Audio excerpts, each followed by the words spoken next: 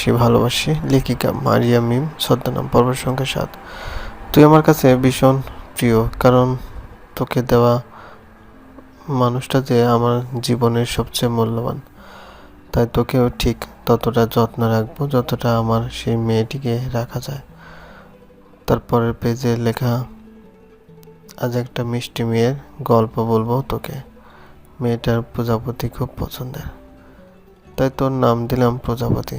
জানিস প্রজাপতি, আজ থেকে 13 বছর পূর্বে একটা ছোট পুতুল এসেছিল এই ধরনীতে। তার ছোট ছোট কোমল হাত, তুলতুলে গাল, তুলার মতো নরম শরীর, তাকে একটি ছুলেই রক্ত জবার মতো লাল হয়ে যেত। মনে হতো শরীর থেকে রক্ত চুইয়ে চুইয়ে পড়ছে, অথচ ওই ছোট্ট পুতুলটা ছিল আমার খেলার সঙ্গিনী। এতটুকু পরে থমকে যায় আমি। এটা আমাকে নিয়ে লেখা। প্রজাপতি খুবই প্রিয় আমার, আর সে প্রজাপতির নামই রেখেছে ডায়েরির। এক পলক প্রিয়কের ঘুমন্ত মুখের দিকে তাকিয়ে আবারও পড়ায় মন দেয়। পুতুলটার যখন 2 মাস, তখন অদ্ভুত অদ্ভুত শব্দ করতো সে, যা কেউ বুঝতো কিনা জানি না আমি, কিন্তু আমি আমার মতো করে বুঝে নিতাম। ওর একটু কান্না সহ্য হতো না আমার। খাবারের জন্য কান্না করলে পুতুলটার মাকে বারবার বিরক্ত করতাম। তার মা বলতো পুতুলটা এমনি কান্না করছে, এরকমটা নাকি সময় সবাই করে। তবু স্থির থাকতে পারতাম না আমি, আর পড়তে পারি না আমি। ডায়েরিটাকে বুকের সাথে চেপে ধরে রাখে। বুকের মাছটা কেমন যেন ভার ভার লাগে। যে আমাকে নিয়ে এভাবে ভাবতে পারে, সে কখনোই আমার কোনো ক্ষতি করতে পারে না। কিছুতেই না। কিছুটা ধাতস্থ হতেই আবার পড়া শুরু করি, কিন্তু পরের পেজে পড়তে নিলে তীব্র আলোক রশ্মি চোখে পড়ে। হক চুকিয়ে পাশে তাকাতে দেখি প্রিয়ক দাঁড়িয়ে আছে। তার দৃষ্টি আমার হাতে যেতে ডায়েরিটা নিয়ে নেয়। কিছুটা রাগ মিশ্রিত কণ্ঠে বলে, এসব কি প্রিয়তা? তুই কবে থেকে অন্যের জিনিস? প্রিয়কের এই কথা কিছুটা নয়, অনেকটা অবাক হয় আমি। তার কোনো জিনিসে হাত দিতে হলে আমাকে অনুমতি নিতে হবে, তা ভাবতে কেমন জানি লাগছে। কেন জানি চোখের কোণে জমা হয় কিছু নোনা জল, আর তা প্রিয়কের দৃষ্টিতে ধরা দিল কিনা জানা নেই আমার। তবে সে ওই সময় আমার দিকে আর একবারও তাকায়নি, কোনো রকম বের হয়ে যায়, আর আমি সেখানে স্থির হয়ে দাঁড়িয়ে থাকি। বন্ধুরা, আমাদের গল্পগুলো ভালো লাগলে অবশ্যই লাইক করবেন, কমেন্ট করে দেবেন। চ্যানেলে যাতে নতুন হয়ে থাকেন অবশ্যই সাবস্ক্রাইব করবেন, পাশে থেকে বেল আইকনটি প্রেস করে রাখুন, যাতে নতুন নতুন ভিডিও আপলোড করার সাথে সাথে আপনার নোটিফিকেশন চলে যায়।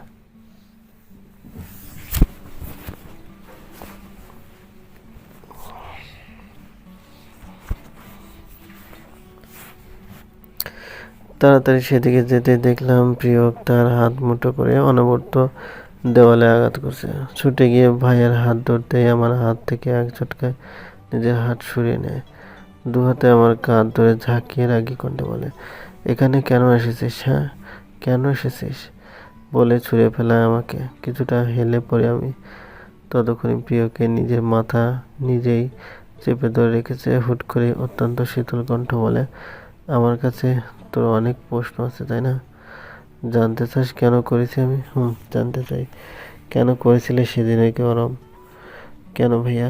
কেন কলঙ্কিত করেছিলে আমাকে? তুমি তো জানতে আমি তোমার সাথেই ছিলাম, তাহলে মিথ্যা কেন বললে? জানিস প্রিয়তা, তোর যখন বিয়ে ঠিক হয় আমি জানতামও না, অথচ এই বাড়ির সব কিছুতে আমাকে রাখা হতো। ছোট বড় সব কিছুতে আমার মতামতের গুরুত্ব ছিল, অথচ সবচেয়ে বড় ব্যাপারটাই কেউ আমাকে জানানোর প্রয়োজন বোধ পর্যন্ত করলো না। মানে তোর বিয়ের কথা হচ্ছে, এমনকি তা ফাইনাল পর্যন্ত হয়ে গেছে, তবুও আমি জানতাম না। কবে জেনেছিলাম জানিস? তোর দ্বিতীয় পরীক্ষার দিন। সেদিন এখানে আসি সবাইকে আমার জবের খবর দিতে। যখন জবের কথা বললাম তখন বড় মামা কি বলছিল জানিস? আমি শুধু চুপ করে শুনে যাচ্ছি ভাইয়ের কথা। আমার কিছু বলার আগে আবারও একটু থেমে ভাইয়া আবারও বলতে লাগলো, বলেছিল এটা তো খুবই ভালো খবর। একসাথে দুইটা ভালো খবর এলো তাহলে। আমি অবাক হয়ে মামাকে জিজ্ঞেস করেছিলাম, আরেকটা কি মামা? মামা হাসতে হাসতে বলেছিল, আরে সামনেই তো প্রিয়র বিয়ে। কেন তুই জানিস না? বিশ্বাস কর, এই কথাটা বারবার বুকের মাঝে আঘাত করছিল। আর কিছু ভাবতে পারছিলাম না। তোর বিয়ে, আমার প্রিয়তার বিয়ে, যে পুতুলটাকে নিজ হাতে বড় করলাম, সবসময় যাকে সামনে রাখলাম, যে পুতুলটার নাক দিয়ে বিয়ে। তার কেউ জানুক বা না জানুক, আমি তো জানি পারতাম না রে তোকে ছাড়া থাকতে। কারণ আমি যে তোকে এতটুকু বললে প্রিয়কে থেমে যায়। ততক্ষণে প্রিয়কের গলা ধরে আসে, কণ্ঠস্বর আগের থেকেও ক্ষীণ হয়ে যায়, কান্না চেপে রেখেছে সেটা বুঝতে পারছি। কেন জানি যে মুহূর্তে প্রিয়কের উপর যত রাগ অভিমান ছিল সব হাওয়ায় মিশে যাচ্ছিল। গল্পটি ভালো লাগলে অবশ্যই লাইক করবেন, কমেন্ট করে দেবেন। চ্যানেলে নতুন হয়ে থাকেন অবশ্যই সাবস্ক্রাইব করবেন, পাশে থাকা বেল আইকনটি প্রেস করে রাখুন, যাতে নতুন নতুন ভিডিও আপলোড করার সাথে সাথে আপনার নোটিফিকেশনে চলে যায়।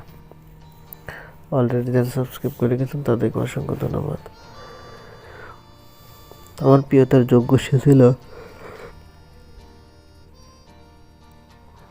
সে তো তোর যোগ্য ছিল না রে প্রিয়তম, ছিল না। তারপর অনেক চেষ্টা করেছি, বাট বিয়ে ভাঙতে পারিনি। মামাদেরকেও বলেছিলাম, কেউ শোনেনি আমার কথা। আর দুদিন পরে আমার ফ্লাইট ছিল, কিছু ভাবতে পারছিলাম না। তোকে আমার যাওয়ার কথা আমি যাওয়াতে মানা করেছিলাম, তুই ভেঙে পড়তিস রাতে, তাই বাধ্য হচ্ছিলাম ওই রকম করতে। বিশ্বাস করে আমি শুধু বিয়েটা ভাঙতে চেয়েছিলাম, তোকে কলঙ্কিত করতে নয়। তাই বলে এভাবে একটা বিয়ে ভাঙতে গিয়ে তুমি আমার জীবনটা শেষ করে দিয়েছো ভাইয়া। আমি আর তুমি সত্যিটা জানলেও এই সমাজ প্রতিনিয়ত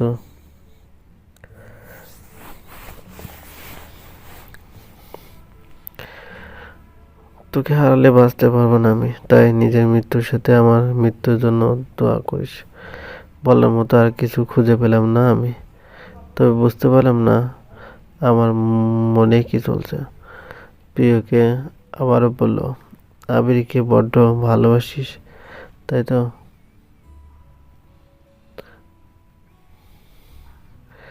বন্ধুরা, গল্পটি ভালো লাগলে অবশ্যই লাইক করবেন, কমেন্ট করে জানিয়ে দেবেন। চ্যানেলে যদি নতুন এখানে অবশ্যই সাবস্ক্রাইব করবেন, পাশে থাকা বেল আইকনটি প্রেস করে রাখুন,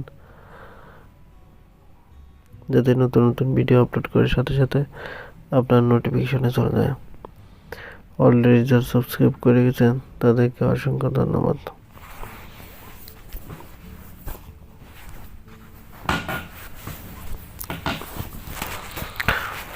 এই প্রিয়তা এইভাবে বিচ্ছিস কেন? জ্বর আসবে তোর।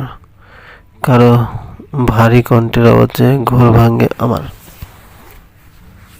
সামনে তাকিয়ে দেখি প্রিয়ক দাঁড়িয়ে আছে। আমি ভিজছি কেন জিজ্ঞাসা করলে নিজের যে ভিজে যাচ্ছে তা হয়তো বুঝতে পারছে না। অনেকক্ষণ ভিজার কারণে মাথা বারবার লাগে।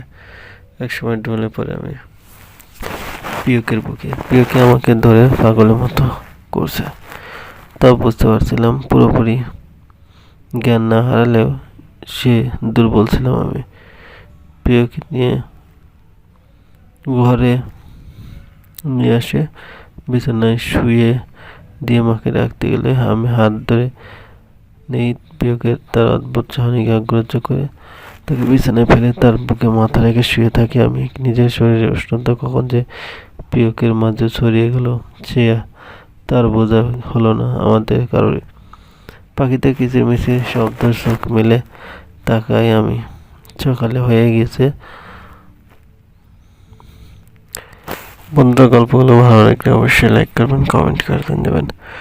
চ্যানেলে যদি নতুন হয়ে থাকেন অবশ্যই সাবস্ক্রাইব করবেন, পাশে থাকা বেল আইকনটি প্রেস করে রাখুন, যাতে নতুন নতুন ভিডিও আপলোড করার সাথে সাথে আপনার নোটিফিকেশনে চলে যায়। আমি বিস্মিত হয়েছে থাকি তার মানে এত বড় ঘটনা হওয়ার পরেও কিভাবে এই কথা বলছে মানুষটা। আবারও ঘৃণা জন্ম নিতে শুরু করলো।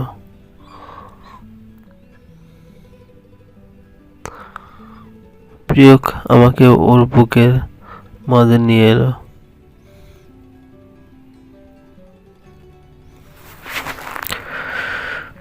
প্লিজ কান্না করিস না, আমি সেভাবে ফুপিয়ে বললাম।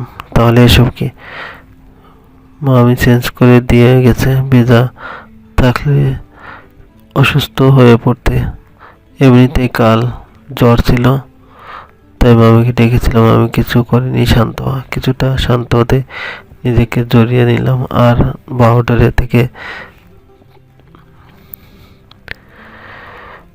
পিছনে থেকে প্রিয়কে মৃদু হেসে আওয়াজ ঈদ মাজারে আঘাত টানে। বন্ধুরা, আমাদের গল্পগুলো ভালো লাগলে অবশ্যই লাইক করবেন, কমেন্ট করে জানিয়ে চ্যানেলে যদি নতুন হয় দেখেন অবশ্যই সাবস্ক্রাইব করবেন, পাশে থাকা বেল আইকনটি প্রেস করে রাখুন যাতে নতুন নতুন ভিডিও আপলোড করার সাথে সাথে আপনার নোটিফিকেশন চলে যায়। অলরেডি যারা সাবস্ক্রাইব করে রেখেছেন তাদেরকে অসংখ্য ধন্যবাদ। ভীষণ আপুকে ভীষণ ভালোবাসে, কোনোরূপ বিপদ আপু আমাদের ছুটে দেয়নি। তাদের ছোট পরিটাও আছে, কোনো কিছু না বুঝলেও হাসিতে মেতে থাকে। তুহিন ভাইয়া আর প্রিয় যেন এক নতুন সম্পর্কে বাঁধনে আবদ্ধ হয়েছে। বন্ধুরা, গল্পগুলো ভালো লাগলে অবশ্যই লাইক করবেন, কমেন্ট করে জানিয়ে দেবেন। চ্যানেল যদি নতুন হয়ে থাকেন অবশ্যই সাবস্ক্রাইব করবেন, পাশে থাকা বেল আইকনটি প্রেস করে রাখুন যাতে